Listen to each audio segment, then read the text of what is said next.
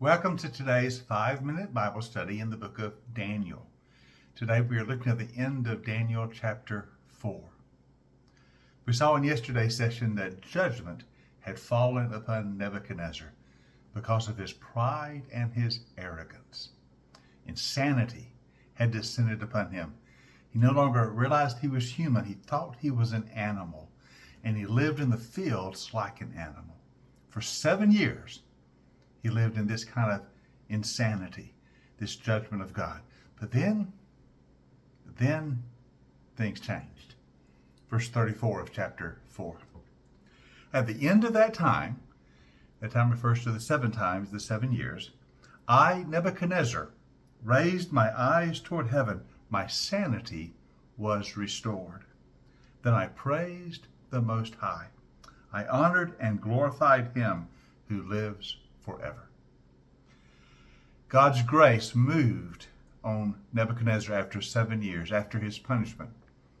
By the grace of God, his sanity was restored. He thought like a man again. Now he humbled himself under the hand of God. He raised his eyes toward heaven. He realized that he was not God, the Lord was. He raised his eyes toward heaven and praised the Most High.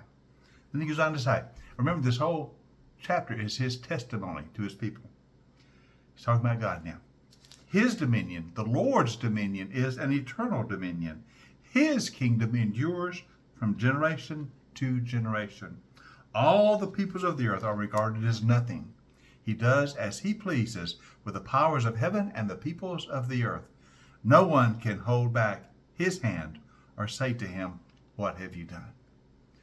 This is a psalm of praise to the God of Israel, the God of Daniel, who is alone God.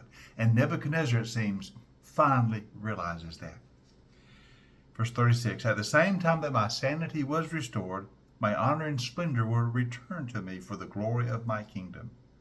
My advisors, my nobles, sought me out, and I was restored to my throne, and I became even greater than before. Now I, Nebuchadnezzar, praise and exalt and glorify the King of heaven. You remember before judgment fell, it was all about what I have done, said Nebuchadnezzar. What I have established, said Nebuchadnezzar. This is all for my glory. But now he says, I praise and exalt and glorify the King of heaven, because everything he does is right, and all of his ways are just. And those who walk in pride, he is able to humble. Boy, did Nebuchadnezzar know that. God had humbled him. In his day, Nebuchadnezzar was the mightiest king on the earth, so he thought. His pride and arrogance were unbelievable, and God humbled him. And he realized that God alone is God. Now, the question for us is, was this a conversion? Was Nebuchadnezzar converted? We had raised the question back in chapter 2 when he had his first dream about the statue of the 4 kingdoms.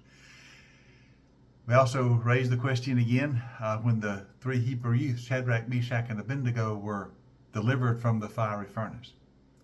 In both those cases, we decided, though Nebuchadnezzar realized that God was the Most High God, he was the God of gods, he was able to deliver his children, yet he was never really converted, as we see in this incident in chapter 4 when he is so proud and so arrogant. But now by the end of chapter 4, after the 7 years of insanity, after experiencing the judgment of God and the redeeming grace of God, which restored his sanity, gave him a chance to humble himself before God, it may be that now Nebuchadnezzar is converted. He realizes that God alone is God. He worships him, he praises him, and he writes it in a testimony that he sends out to his people.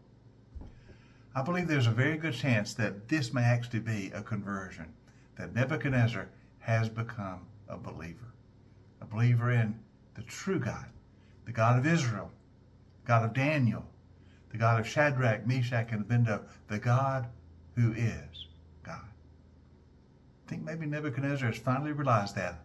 He obviously has humbled his heart. So I believe there's an excellent chance. I guess we don't know for certain, but I believe there's an excellent chance that this is the story of Nebuchadnezzar's conversion.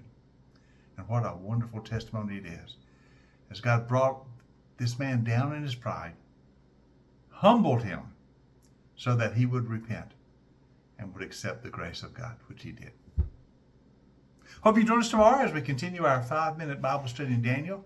Tomorrow we'll be looking at chapter 5, which contains the story of the last days of the Babylonian Empire. And in chapter 5, we're going to see that Belshazzar is now the king, the last king of Babylon. So join with us tomorrow as we look at chapter 5, the fall of Babylon and Belshazzar, in our 5-minute Bible study in the book of Daniel.